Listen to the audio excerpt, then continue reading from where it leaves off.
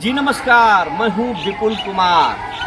24 का संग्राम शुरू हो चुका है और हर दल के प्रत्याशी अपनी अपनी ताकत झोंक दिए हैं चुनाव क्षेत्र में।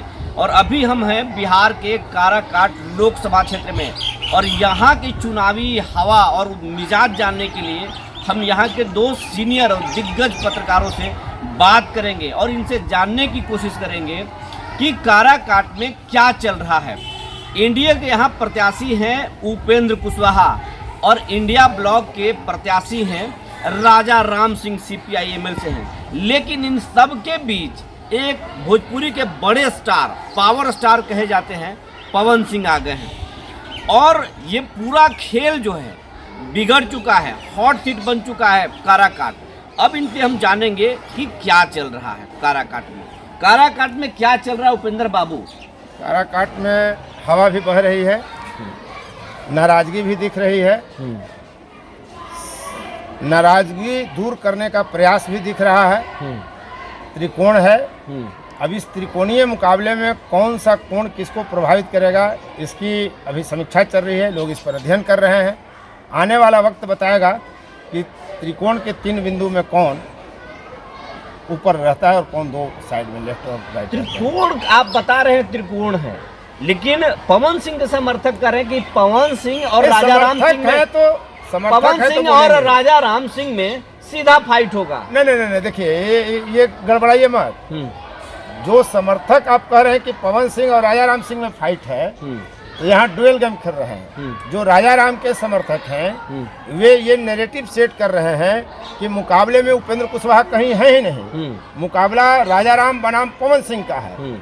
इसके पीछे वजह यह है कि पवन सिंह के पास जितना वोट जाएगा उतना ही उपेंद्र कुशवाहा को नुकसान होगा और उपेंद्र कुशवाहा की मुश्किलें बढ़ेंगी। तो रणनीति यह है और ये काम राजद के लोग भी कर रहे हैं, माले के लोग भी कर रहे हैं, मुकेश सहनी के भी समर्थक कर रहे हैं। जो भी महागठबंधन के साथ हैं वो यही फैला रहे हैं सोशल मीडिया से लेकर मौखिक बातचीत में भी। मतलब ये इंडिया ब्लॉक के लोग फैला रहे हैं नैरेटिव। हाँ, निश्चित रूप से। हाँ, जो उसमें भी है कि कुछ अगर पवन सिंह के जो समर्थक हैं वो तो नहीं कहेंगे कि उपेंद्र कुशवाहा जीत रहे हैं या राजा राम कहीं हैं। कल मैं एक डिबेट शो कर रहा था तो उसमें तो लोगों का यही साफ कहना था, पवन सिंह जिंदाबाद, पवन ही सब कुछ है, पवन ही चलेगा। तो प्रयास ये है कि पवन के लोग तो कहेंगे ही कि पवन जीत रहे हैं, लेकिन महागठबंधन के लोग पवन के समर्थकों से अधिक इस बात से उत्साहित है कि ये नैरेटिव सेट हो जाए कि मुकाबले में उपेंद्र कुशवाहा नहीं है, राजा राम बनाम पवन सिंह का मुकाबला है, ताकि वोट बटे। मतलब पूरा कुशवाहा को एक प्लेटफॉर्म पर लाने की ये चल रहा है, चाल चल रहा है। हाँ, देखिए कुशवाहा के तो भाई दोनों हाथ में लड्डू है। काराकाट में कुशवाहा लैंड जिसे हम कहते हैं, और यहाँ कुशवाहा किधर जाएगा ये सवाल है। लेकिन बहुत सारे फैक्टर ऐसे हैं, जैसे कुशवाहा राजा राम के साथ जाएगा कि उपेंद्र कुशवाहा के साथ, ये प्रश्न बहुत आम हो गया है। समस्या यह है कि कुशवाहा उपेंद्र कुशवाहा को ही नेता मानता है और कुशवाहा समाज से जब हमारी बातचीत होती है तो उसमें कुशवाहा के लोग ये कहते हैं कि भाई राजा राम जीतेंगे तो काराकाट तक, उपेंद्र जीतेंगे तो केंद्र तक। तो ये दो क जो है ना, उस बीच में चयन करना है कुशवाहों को। अगर कुशवाहा का भी मिला दे तो कुशवाहा, केंद्र और काराकाट, एक त्रिकोण यहाँ भी। एनडीए के जो वोटर हैं, खास करके जो सवर्ण हैं, वैश्य हैं, उनका कहना है कि भैया मोदी को गौन करके मत चलिए। पवन सिंह आए हैं अलग बात है, लेकिन मोदी के वोटर टूटेंगे नहीं। इसको आप किस रूप में देख रहे हैं? मोदी के वोटर जो है ना वो चुप्पा वोटर है, खासकर वैश्य समुदाय।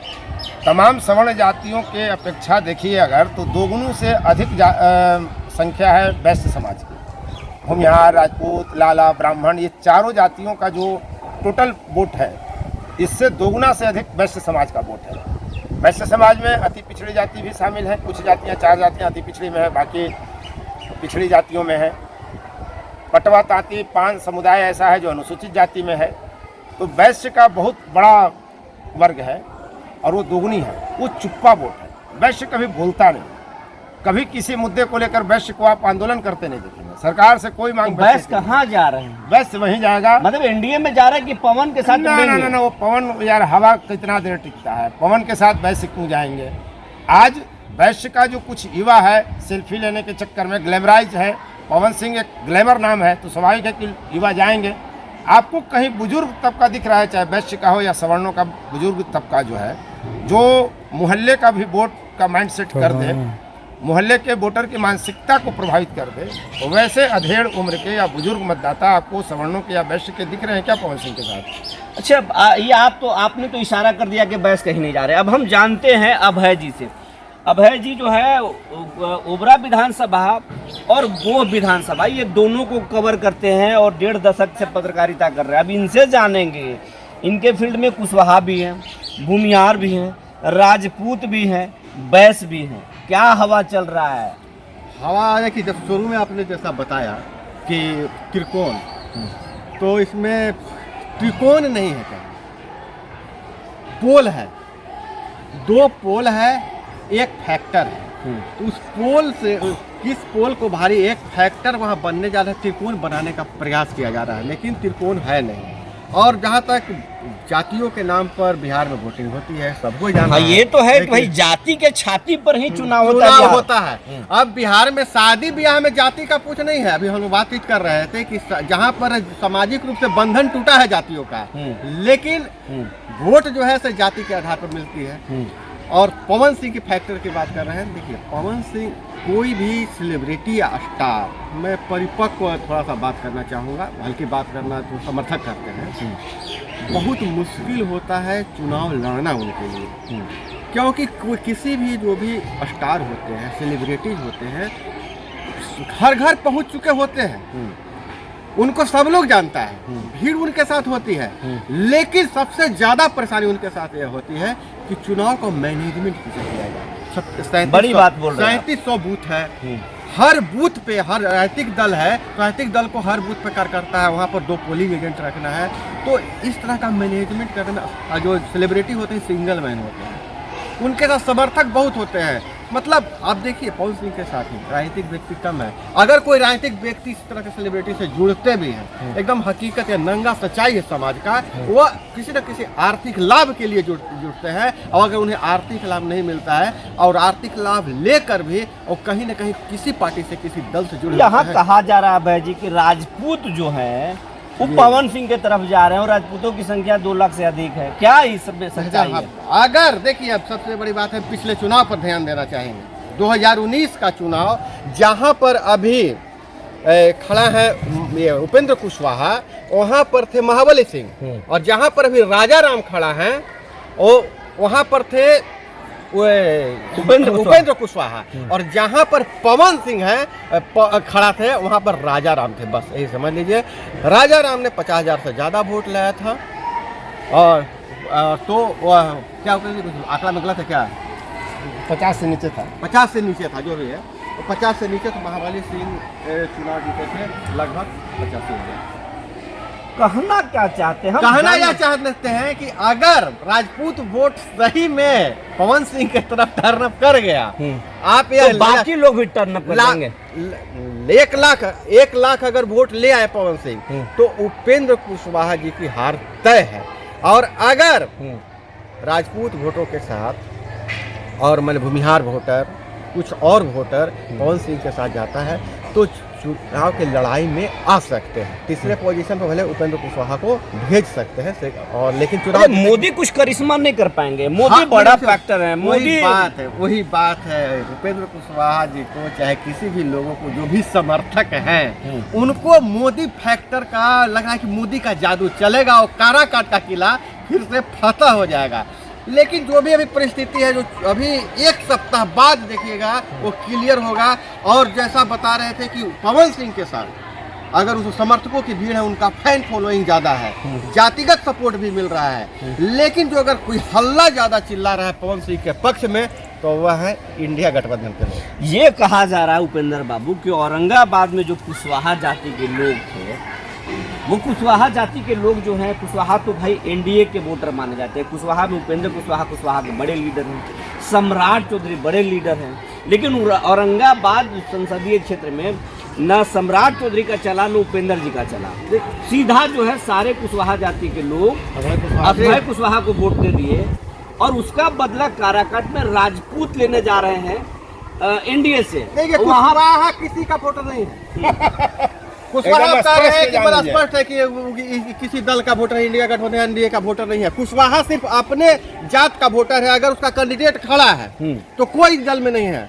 आप क्या देखते हैं इसको? कुशवाहा का वोट पैटर्न जो है वो 3 तरीके का है। जहाँ एक भी सिंगल कुशवाहा का अगर प्रत्याशी खड़ा है, चाहे वो तय पहले से ही हो कि निचले स्थान से पहला दूसरा तीसरा रहेगा, उसके साथ सारे कुशवाहा वोट पोल करते हैं। दूसरी प्रवृत्ति यह है कुशवाहों की कि जब 2 कुशवाहा रहेंगे, जैसे उपेंद्र कुशवाहा राजाराम कुशवाहा काराकाट का मैं उदाहरण दे रहा हूँ, प्रतिनिधि इसको मान सकते हैं उदाहरण काराकाट को, तो यहाँ पर कुशवाहा ये सोच रहा है कि मेरा देश स्तर पर कौन जाएगा, सत्ता के पक्ष में कौन खड़ा होगा, इस आधार पे उसका चयन होगा, उसको दल से मतलब नहीं है। जैसे ही कोई कुशवाहा नहीं रहेगा तो वो एनडीए है, लेकिन जो टिकट ज्यादा देगा लेकिन जो इस टिकट बार ज्यादा हाँ, जल्दी वही बात मैं कह रहा हूँ। उसको वोट करेगा। लेकिन 2024 के लोकसभा चुनाव में महागठबंधन ने 6 कुशवाहों को टिकट दिया है और सम्राट चौधरी उप मुख्यमंत्री रहते हुए किसी कुशवाहा को भाजपा ने और जदयू ने कैंडिडेट नहीं बनाया।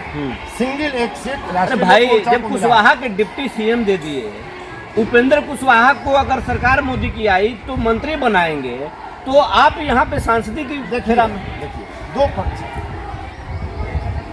उपेंद्र कुशवाहा या कोई सम्राट चौधरी हो, पहली बात जान लीजिए कि किसी भी जाति का कोई नेता तभी बनता है राज्य स्तर का या राष्ट्रीय स्तर का जब उसमें वोट ट्रांसफर की क्षमता हो। बिल्कुल बिल्कुल। सम्राट चौधरी हो या उपेंद्र कुशवाहा हो या कुशवाहा जाति का कोई नेता हो, उसकी औकात नहीं है कि वो अपना वोट गैर कुशवाहा को दिलवा दे अगर कुशवाहा खड़ा है। यही एकमात्र वजह है कि राज्य स्तर पर यादव के बाद पिछड़ी जाति में सबसे बड़ी संख्या होने के बावजूद कुशवाहा आज तक मुख्यमंत्री नहीं बना और कुशवाहा का कोई लीडर नहीं। तो दोनों आदमी से हम ये जानना चाहेंगे, काराकाट में कुशवाहा का क्या होगा? एनडीए से भी कुशवाहा, उसके बाद प्रश्न करिएगा। आपने एक पूछा कि मंत्री बनेंगे, 2019 में लौटिए और 2024 को घटना पे बताइए। 2019 में नीतीश कुमार ने तमाम प्रयास किया कि 2-3 मंत्रालय मिल जाए। 16 सांसद थे साहब, ये याद रखिएगा दर्शकों, 16 सांसद जदयू के थे और 1 से अधिक बीजेपी ने नहीं दिया। ये और बात है कि बाद में गठबंधन पर उसका असर पड़ा। दूसरी बात मैं बतलाता हूँ कि कल जब डेहरी में उपेंद्र कुशवाहा की सभा हुई, चुनावी सभा नामांकन के बाद, तो वहाँ केसी त्यागी जो जदयू के कद्दावर नेता हैं, राष्ट्रीय स्तर के नेता हैं, वो कह रहे हैं मंच से सार्वजनिक रूप से कि उपेंद्र कुशवाहा को जिताइए, वो केंद्र में मंत्री बनेंगे। पिछली बार तो राज्य मंत्री थे। यानी क्या केसी त्यागी उस हैसियत में है इस बात की घोषणा करने का? तो एनडीए का तनाव बढ़ा हुआ है, इसलिए लोगों को ये प्रलोभन दिया जा रहा है कि उपेंद्र कुशवाहा को केंद्रीय स्तर का मंत्री बना दिया जाएगा। जब 16 सांसद लेके जदयू को 1 से 2 नहीं मिला, तो उपेंद्र कुशवाहा अगर जीत भी जाएं, ये अब उदाहरण देंगे लोग कि राष्ट्रीय लोक समता पार्टी था तो ये ही थे और सांसद बन गए थे मंत्री, लेकिन भाजपा ने प्रयोग करके देख लिया है, कुशवाहा का वोट कुशवाहा को जाता है और फिर ज़्यादा सीट देगी जो दल उसके तरफ जाएगा, तो कुशवाहा को क्यों इनको कद बढ़ावेगा। मुझे कुल मिला जुला के हम ये जानना चाहते हैं आप दोनों से कि भाई इंडिया से भी कुशवाहा है, एनडीए से भी कुशवाहा है और निर्दलीय में एक राजपूत चेहरा है, निर्दलीय प्रत्याशी हैं और युवा वर्ग जो भी जाति के हैं उन सबका समर्थन पवन सिंह को मिल रहा, होगा क्या? भीड़ वोट नहीं है। सासाराम से में रोहतास जिला में एक बहुत बड़ा इंस्टीट्यूशन है, संस्था है शैक्षणिक, उसके कुलपति हैं। वो जब चुनाव लड़ रहे थे लोकसभा का और हेमा मालिनी यहाँ चुनाव में प्रचार करने आई थी, लोगों ने तब यही कहा था कि जब हेमा मालिनी आ गए, बाप रे बाप इतनी अपार भीड़ जुट गए, तो अब कौन हराएगा गोपाल नारायण सिंह को? चुनाव हार गए थे। इसलिए भीड़ वोट का पैमाना नहीं है, टक्कर राजा राम कुशवाहा जी में ही होगा। उपेंद्र कुशवाहा और राजा राम, ये 2 में सीधी टक्कर है। 2 में कौन कितना वोट से जीतेगा, कितना वोट से हारेगा, ये इस बात पर निर्भर है कि पवन फैक्टर कितना वोट। देखिए मेरे समझ से चुनाव जो है ना, चुनाव अब वोट मांगने, चुनाव डिजाइन किया जाता है, मैनेजमेंट किया जाता है। जो इंडिया गठबंधन, इंडी गठबंधन जो लोग कहते हैं, कुछ चैनल वाले इंडिया गठबंधन कहते हैं, उसको तो इंडिया गठबंधन ही कहिए, अपना बिगाड़ने का कोई तुक नहीं है ना। मैं कुछ चैनल वाले को मैं कहता हूँ तथा कथित लोग इंडी भी कहते हैं, इंडी गठबंधन, और मोदी जी खुद कहते हैं इंडी गठबंधन। इधर नेता आइएगा। तो कुछ भी बोल सकता है, नेता लेकिन- पत्रकार एक नहीं है, नेता कुछ भी बोल सकता है, वो नेता का अधिकार है, हिंदी बोले चाहे कुछ भी बोले। हम जब पत्रकार हैं तो इंडिया बोलेंगे, या सबसे उपयुक्त शब्द है INDA, नॉट इंडिया, नॉट जो भी है, जो भी नाम है, नाम देगा। तो चुनाव दोनों तरफ पड़ा, समझिए कि ये पोल में बोला, मैं त्रिकोण नहीं बोला था, पोल है। जो जितना बढ़िया से इस चुनाव को डिजाइन करेगा, जितना बढ़िया से मैनेजमेंट करेगा, वही चुनाव जीतेगा। लेकिन एक फैक्टर यह है कि अगर कुशवाहा राजपूत को हराया है, तो जो सजग राजपूत हैं, जो राजनीतिक से कुछ ये रखते हैं, वो उनके पास भी एक है मुद्दा, एक ताकत दिखाएंगे, चाहे जो भी है, बोली से ही या कर्म से ही, कि अगर आप राजपूत को हरा सकते हैं तो राजपूत भी आपको हरा सकता है। लेकिन आप कुशवाहा को किस कहिएगा, आप किसका हरा के भी, हरा को भी आप राजा राम बोलते जाइएगा। राजपूत को मोदी प्रेम भी तो है। हाँ, मोदी प्रेम भी है, तो बहुत बड़ा सब फैक्टर लोग है। ऊपर देख रहे हैं, नीचे हाँ, कोई नहीं देख रहा है, कोई सब नहीं ऊपर देख रहा है। लेकिन राजपूत लोग भी तो कह रहे हैं कि हम हराएंगे, उपेंद्र कुशवाहा को हराएंगे, तो जिताइएगा किसको? ये बात ऊपर देख रहा है कि तुम्हारा बड़ा नेता को हम हराएंगे। राजा राम का जीत जाइए, तुम्हारा बड़ा नेता को हराएंगे। लेकिन बहुत बड़ी बात है, राजपूत बहुत बुद्धिजीवी मतलब जाति है, शुरू जाति से है। सत्ताधारी जात रही है, राजपूत आप राजनीतिक देखिए, जात है। और कोई बहुत बड़े बड़े विवाद को एक लाइन में उसके बुद्धिजीवी खत्म कर रहा है। आपको याद है कि संहार के बदले में नरसंहार नहीं है। वो तो सत्येंद्र नारायण सिन्हा का देन था, हाँ, वो देन जब था आपने छेड़ दिया तो मैं बता दूं, एक तथ्य है। नहीं, अब फिर हाँ, हम बात ऐसे कर बात लीजिए। है।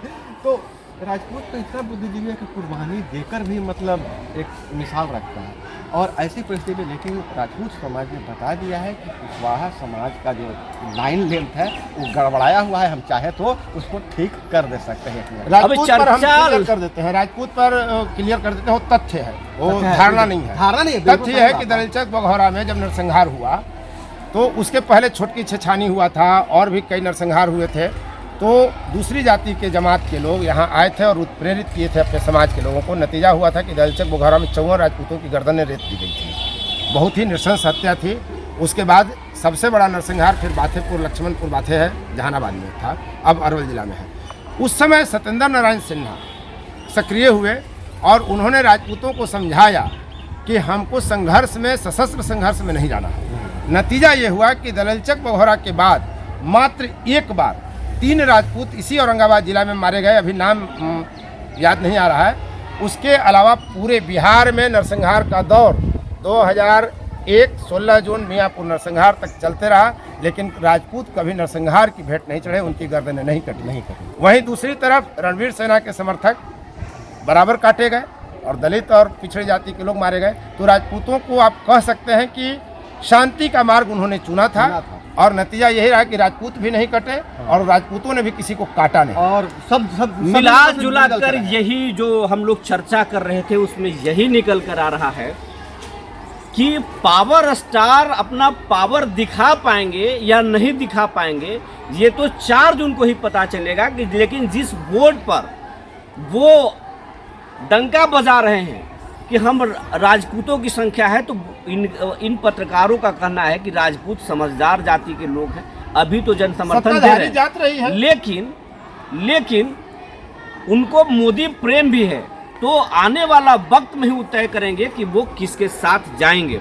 और चुनाव जो है, कुशवाहा भी काराकाट में कंफ्यूज है कि पवन सिंह को हराएगा कौन। जो पवन सिंह को हराएंगे, कुशवाहा उसी के साथ जाएंगे। कुशवाहा भी अभी कंफ्यूजन में है। जैसे जैसे चुनाव नज़दीक आएगा, सब कुछ साफ हो पाएगा। तो इस तरीके के हम चर्चा करते रहेंगे। बने रहिए हमारे साथ, फिर एक नई कहानी और नई वीडियो के साथ आएंगे। तब तक के लिए धन्यवाद।